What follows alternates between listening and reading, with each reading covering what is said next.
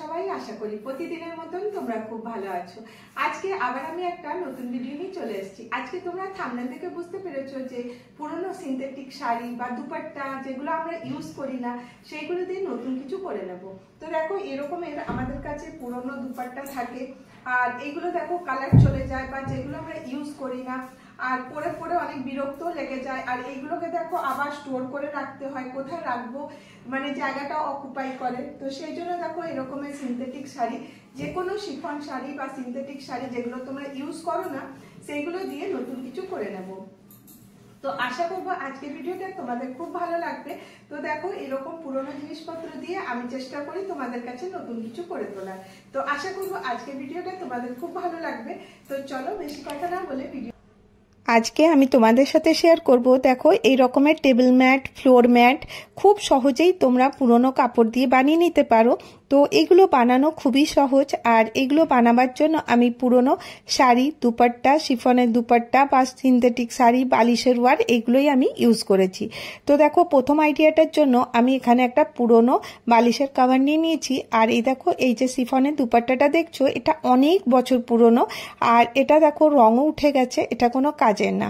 তো আজকে আমি এটা ইউজ করব। আর তার সাথে নিয়ে নিয়েছি কিছুটা ভেলভেটের কাপড়। তোমাদের কাছে ভেলভেটের কাপড় না থাকলে অন্য যে কোনো কাপড় দিয়ে দিতে পারো। তো দেখো এরকম করে আমি করছি। বালিশের ওয়ারটা নিচে দিলাম, এর উপরে একটা সাদা কাপড় আমি লাগিয়ে দেবো। সাদা কাপড়টা দেখো এইভাবে আমি এর মধ্যে বসিয়ে দেব। আর বসিয়ে দেওয়ার পরে এর লুকটা দেখো খুব সুন্দর হয়ে যাবে। একদম সমান করে করে দিলাম।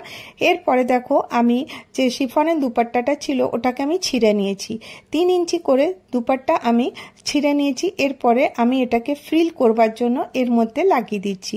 ফ্রিলটা যদি তোমাদের অসুবিধা হয় অন্যভাবেও কিন্তু করতে পারো, কিন্তু ফ্রিল করা খুব সহজ যখন তোমরা মেশিনে করবে। আর তারপরে দেখো এইভাবে একটু একটু কাপড় নিয়ে এমনি করে দিতে থাকবে আর সেলাই হতে থাকবে। এটা খুব সহজেই হয়ে যায়। তোমরা যখন করবে নিজেরাই বুঝতে পারবে কতটা ইজি। এইভাবেও করে নিতে পারো বা একটা আলাদাভাবেও তোমাদের সাথে আমি শেয়ার করব। তো দেখো এখানে ফ্রিলটা লাগিয়ে নিয়েছি। এটা তোমরা একটা বা দুটো এইভাবে পাশাপাশি দিতে পারো। তার সাথে আমি দেখো 3 ইঞ্চির ভেলভেটের কাপড় কেটে নিয়েছি, এটাকেও আমি দুপাশে সেলাই করে দিয়েছি। এরপরে দেখো ফ্রিলটা বানাবার জন্য আমি এখানে ছুঁচ সুতোর মধ্যে আগে গেঁথে নিচ্ছি। তো কিভাবে সামান্য খালি যেমন রান সেলাই হয় ওই রকম দিয়েই আমি গেঁথে নিলাম। গেঁথে নিয়ে দেখো এটাকে আমি অ্যাডজাস্ট করে এখানে রেখে দেবো। রেখে দেওয়ার পরে তোমরা এর উপরে মেশিন চালিয়ে নিতে পারো। তো এটাও খুব সহজে হয়ে যাবে, যেটা তোমাদের সুবিধা হয় সেরকম ভাবে করতে পারো। তো দেখো অলরেডি আমি এটা করে নিয়েছি। করে নেওয়ার পরে এটা আমি সেলাই করে নিলাম। এরপরে দেখো একটু দূরত্বে দূরত্বে আমি যে ভেলভেট কাপড় আছে এটা এইভাবে লাগিয়ে নিয়েছি। আশা করি তোমরা বুঝতে পারছো, খুব সহজ। আর এরপরে আমি যে ফ্রিলটা আছে দিতে থাকবো। এখানে দেখো আমি ওই শিফনের দুপাট্টাটা সব 3 ইঞ্চি করে কেটে নিয়েছিলাম, তো তারপরে কি হয়েছে দেখো এইভাবে আমি মেশিনেই করে নিচ্ছি। খুব সহজেই কিন্তু এই ফ্রিলগুলো দেওয়া যাবে। তো দেওয়ার পরে দেখো কতটা লুক সুন্দর হয়ে গেছে। এরপরে যে ভেলভেটের কাপড়টা ছিল ওর মধ্যে যে এক্সট্রা কাপড়টা আছে ওটা আমি কেটে বাদ দিয়ে দেবো। তো দেখো এইভাবে আমি কেটে বাদ দিয়ে দিচ্ছি, তাহলে এটা সমান হয়ে গেল। কিন্তু এখানে আমি একটা কাজ করব। এখানে দেখো পুরনো যে প্যান্ট থাকে বা ট্র্যাকস্যুট থাকে সেগুলো একদম কালার চটে যায়, সেটাই আমি কেটে নিয়েছি। তো এইভাবে দেখো আমি সেফটি পিনে ভরে নিচ্ছি, এমনি করে লাগিয়ে নিচ্ছি। এরপরে দেখো তোমরা এখানে বুঝতে পারবে যে আমি কতটা গ্যাপ দিয়ে ভেলভেটের কাপড়টা লাগিয়েছি। তো দেখো এই গ্যাপে গ্যাপে আমাকে এখানে এই কাপড়টা ভরে নিতে হবে। তো দেখো খুব সহজেই কিন্তু এটা তোমরা করে নিতে পারো। তো এইভাবে দেখো গ্যাপে গ্যাপে আমি সম্পূর্ণটা ভরে নেব। খুব সহজেই কিন্তু হয়ে যাবে, তোমাদের কিন্তু খুব একটা সময়ও লাগবে না, আর দেখতে কিন্তু খুব ভালো লাগবে। তো দেখো এটা একটু উঁচু উঁচু হয়ে থাকবে, তো দেখবে মনে হবে যেন বাজার থেকে কেনা তোমরা ডোরম্যাট বা ফ্লোর ম্যাট বা যা টেবিল ম্যাট কিনে এনেছো। এইরকমের ছোট ছোট আইডিয়া দেখো আমাদের অনেকটা কাজে আসে। এগুলো করতে হয়তো একটু বেশি সময় লাগবে, কিন্তু হবার পরে তোমরা নিজেরাই দেখবে কতটা সুন্দর হয়েছে। এইভাবে দেখো আমি প্রত্যেকটার মধ্যেই ভরে নিলাম। এটা ভরা হয়ে গেল, কিন্তু এর সাইডটা তো দেখতে খারাপ লাগছে। তো এটাকে আমি কি করব, এখানে আমি দেখো আরেকটা যে ভেলভেটের কাপড় আছে 3 ইঞ্চি মতন কেটে নিয়েছি, দিয়ে এটাকে আমি এইভাবে সেলাই করে দেবো। তো এইভাবে দেখো আমি কিভাবে করছি, এরকম করে ধরবো, ধরে এর সম্পূর্ণটা এইভাবে সেলাই দিয়ে দেবো। এইভাবে রাখবো কাপড়টা, রেখে আমি এটাকে পুরোটার মধ্যে সেলাই দিয়ে দেবো। আর এটা কিন্তু হাত দিয়েই করে নেব, আর এটা মেশিনে করব না, তাহলে কিন্তু অসুবিধা হবে। তো দুপাশেই কিন্তু আমি এটা করে নিয়েছি, এটা আমার রেডি হয়ে গেছে। তো তোমরা এটা ছোট বড় বিভিন্ন সাইজের করতে পারো। তো দেখো হওয়ার পরে কি সুন্দর লাগছে, একদম ফুলের মতন লাগছে। তো আশা করি তোমাদেরকে এই আইডিয়াটা ভালো লেগে থাকবে। তোমরা ইচ্ছে মতো নিজেদের কালার কম্বিনেশন দিয়ে এই জিনিসটা বানিয়ে নিতে পারো। এরপরে চলো তোমাদেরকে নেক্সট আইডিয়াতে চলে আসবো। আমার কাছে দেখো এই ব্রাশো শাড়ি ছিল, অনেক বছর পুরনো। তো দেখো এই রকমের ব্রাশো শাড়িগুলো এখন আর কোনো কাজে আসে না, আর একটু খড়খড়ো করে, আর এগুলো কোনো পরাও যায় না।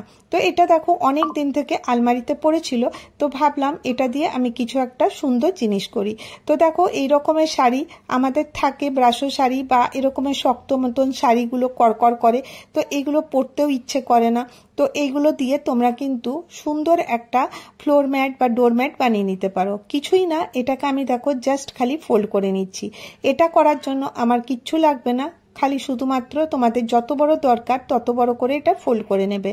এটা লাইট কালার বলে একটু দেখতে অসুবিধা হচ্ছে, কিন্তু এটা অরিজিনাল কিন্তু দেখতে খুব ভালো লাগছিল। তো তাই জন্য আমি এই শাড়িটা দিয়ে করা শুরু করলাম। তো দেখো এটা কি করতে হবে, এইরকম করে আমি ফোল্ড করে নিলাম। আশা করি তোমরা বুঝতে পারছো। এরপরে দেখো আমি এখানে পিন লাগিয়ে নেব। এখানে বল পিন এই জন্য লাগিয়ে নেব যাতে শাড়িটা এদিক থেকে ওদিক সরে না যায়। এরপরে দেখো আমি ইঞ্চি টেপ নিয়ে নিয়েছি, এটা 2 ইঞ্চি দূরত্বে আমি কিন্তু পয়েন্ট বানিয়ে নিচ্ছি। তোমরা তোমাদের হিসাব মতন দূরত্ব নিতে পারো, আমি কিন্তু এখানে 2 ইঞ্চি মতন জায়গা ছেড়ে ছেড়ে পয়েন্ট বানিয়ে নিচ্ছি। আর এরপর দেখো এর কতগুলো ফোল্ড হয়ে গেছে, 4টা ফোল্ডে আমি শাড়িটা ফোল্ড করেছি। এরপরে দেখো আমি যেখানে যেখানে দাগ দিচ্ছি ওটাকে সোজা লাইন করে মেপে নিতে হবে। তো দেখো এইভাবে যেখানে যেখানে আমি পয়েন্ট দিয়েছিলাম ওটা আমি দেখো টেপ দিয়ে সমান করে সাইজ করে একদম স্ট্রেট লাইন দিয়ে দিচ্ছি। তো এইভাবে দেখো খুব সহজেই স্ট্রেট লাইনটা তোমরা দিয়ে দিতে পারবে। তো এটা একটু ডার্ক কালার করবে, নাহলে বুঝতে অসুবিধা হবে। তো আমার দেখো সম্পূর্ণটা আমি দাগ দিয়ে দিচ্ছি, আঙুল দিয়ে যেখানে যেখানে দেখাচ্ছি সম্পূর্ণটা আমার দাগ দেওয়া হয়ে গেছে। সামনে করে দেখালাম, আশা করি তোমরা বুঝতে পারলে। এরপরে দেখো আমি মেশিনে চলে আসব। যতটা দূরত্বে আমি দাগটা দিয়েছি সেখানে আমি লাইনটা দিয়ে দেবো। তো দেখো এইভাবে আমি মেশিন দিয়ে পুরোটা সেলাই করে নেব। 2 ইঞ্চি জায়গা ছেড়ে দিয়ে আমি পুরোটাই করে নেব। আর এটা বানানো এতটা সহজ যে তোমরা নিমিষেই বানাতে পারবে, আর দেখবে লুকটা কতটা সুন্দর হয়। এইভাবে দেখো সম্পূর্ণ শাড়িটাকে আমি সেলাই করে দেবো। তো দেখো এইভাবে ইজিলি কিন্তু এটা হয়ে যাবে। তো দেখো এরকম করে আমি পুরো শাড়িটার মধ্যে আমি দাগটা দিয়ে দিলাম। তো দেখো পুরোটা কমপ্লিট হয়ে গেল। এরপরে দেখো আমি পুরো কমপ্লিট করে নিয়ে চলে এসেছি। এরপরে সাইডে যে এক্সট্রা সুতোগুলো ছিল ওগুলো কেটে বাদ দিয়ে দিলাম। এরপরে দেখো আমি কি করছি, যে এক্সট্রাগুলো বাদ দিয়ে দিলাম। এরপরে তোমরা দেখতে পাচ্ছ যে মাঝখানে জায়গাটা খালি আছে, যেখানটা খালি আছে সেই জায়গাতেই কিন্তু কাঁচি ঢুকিয়ে আমাকে কেটে নিতে হবে। তো দেখো এইভাবে সেলাই করার জন্য এটা খুলবে না, আর এই যে শাড়িটা দেখছো এর থেকে কিন্তু সুতোও বেরোয় না। তো দেখো এইভাবে আমি কাট করা শুরু করছি। যতটা গ্যাপ আছে প্রত্যেকটার মধ্যে কিন্তু আমি এইভাবে কেটে দেবো। কেটে দেওয়ার পরে এর লুকটা কিন্তু খুব সুন্দর আসবে। তো দেখো এরপরে কেটে দেওয়ার পরে লম্বা করে কাটার পরে এরকম করে চওড়াতেও আমি কেটে দিলাম। তো দেখো এরপরে এটাকে এরকম করে দেখো কি সুন্দর লাগবে। এরপরে দেখো এটা সাইডটাতে আমি বর্ডার দিয়ে দেবো। বর্ডারটার জন্য আমি পুরনো শাড়ির লেস ইউজ করছি। তোমাদের কাছে যদি লেস না থাকে তোমরা কোনো এমনি বাইরের কোনো লেসও লাগাতে পারো, বা কোনো কাপড় দিয়ে পাইপিংও দিয়ে দিতে পারো। এর দেখো 4 কোণায় আমি 4টা এইভাবে দেখো লেসটা লাগিয়ে নিচ্ছি, তাহলেই এটা কমপ্লিট হয়ে যাবে। এইভাবে দেখো পুরোটা বর্ডার করে নিলাম। বর্ডার হয়ে গেছে। এরপর দেখো এটা কতটা সুন্দর লাগছে। এর মধ্যে দেখো আমি কি করব, এখানে আমি ছোট ছোট আর একটু কাট করে দিচ্ছি। তো যত কাট করবে তত কিন্তু এটা দেখতে ভালো লাগবে, আর এর কিন্তু ফিনিশিং আরো সুন্দর হবে। তো দেখো এরকমের একটা ম্যাট তোমরা ইজিলি বানাতে পারো। এটা যখন দরকার হবে না তোমরা তুলে রাখতে পারো, আবার এটা যখন নোংরা হবে তোমরা ধুয়েও নিতে পারো। তো দেখো এইভাবে তোমরা ইউজ করতে পারো। এটা কখনো কখনো যখন ঘরে কোনো গেস্ট আসবে তখন ইউজ করতে পারো, সব সময় করলে তো এটা নোংরা হয়ে যাবে। তো এইভাবে তোমরা দেখো এটা করে নিতে পারো। আশা করি তোমাদেরকে এই আইডিয়াটা ভালো লেগে থাকবে। এবার চলো আরেকটা নেক্সট আইডিয়া চলে আসি। এখানে আমি একটা অনেক পুরনো শিফন শাড়ি নিয়ে নিয়েছি। এই শিফন শাড়িটা দেখতে কিন্তু খুব সুন্দর, 3টে শেডে আছে।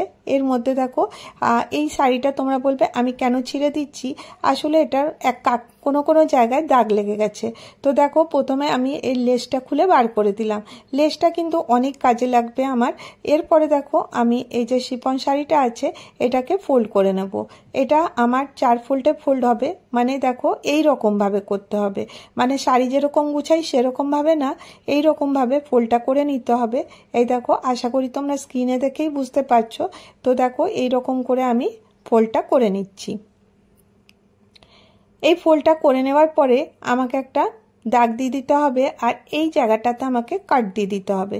ছোট্ট একটু কাট দেবো, তাহলেই কিন্তু আমি বুঝতে পারবো। তো দেখো আমি খুলে দেখাই, 4টা দিকে কিন্তু কাটা হয়ে গেছে। তো দেখো এখানটাতে আমার কাটা হয়নি, তো এই জায়গাটা তো আমি কেটে দিলাম। তো আশা করি তোমরা বুঝতে পারছো 4টা মানে কাটা হলো। এরপরে এটাকে আমাকে ছিঁড়ে নিতে হবে। তো এটা যদি আমরা কাঁচি দিয়ে কাটতে চাই অনেকটা সময় লাগবে। তো সেই জন্য আমি কি করব, এটাকে এইরকম করে টান দেব। টান দিলেই কিন্তু 4টা ভাগে মানে ইজিলি কিন্তু ভাগগুলো করে নিতে পারবো।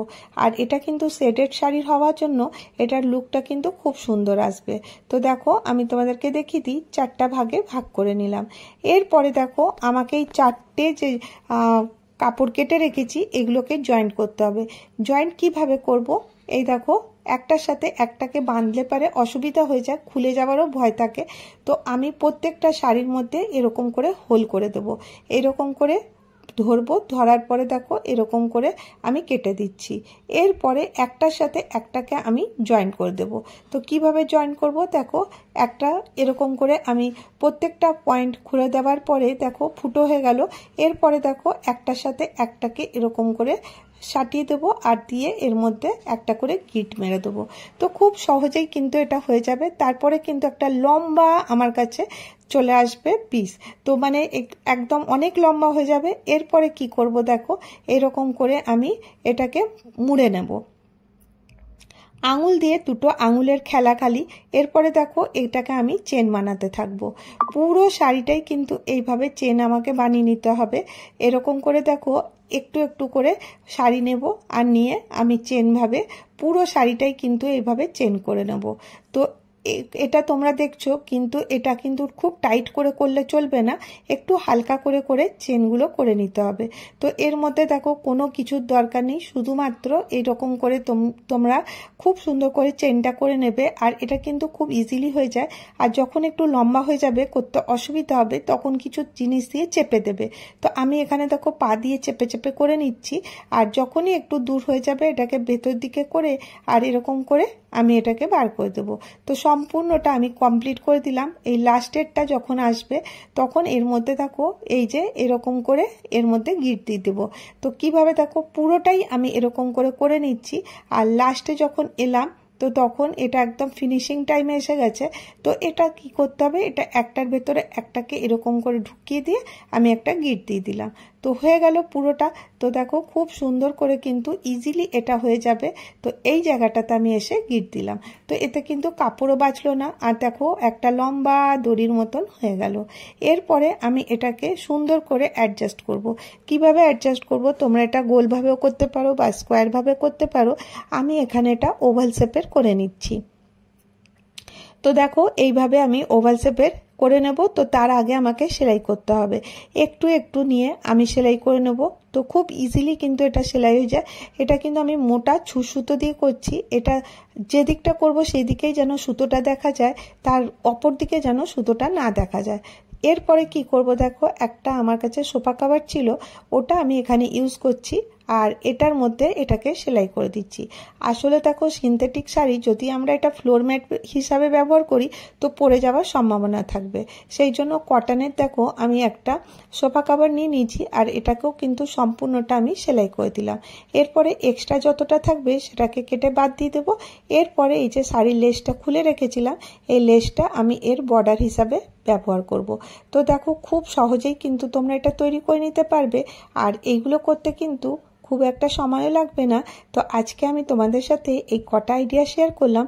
কোন আইডিয়াটা তোমাদের সব থেকে বেশি ভালো লাগলো জানাতে ভুলো না। আর আমি চেষ্টা করি সবসময় এরকম কিছু ভিডিও নিয়ে আসার। যদি তোমাদেরকে আমার এই ভিডিওটা ভালো লাগে তাহলে একটা করে লাইক করে দিও, আর যদি অনেক ভালো লাগে তাহলে অবশ্যই চ্যানেলটাকে সাবস্ক্রাইব করে নিও, আর অনেক ভালো লাগলে ফ্যামিলি ফ্রেন্ডের সাথে শেয়ার করো। বাই।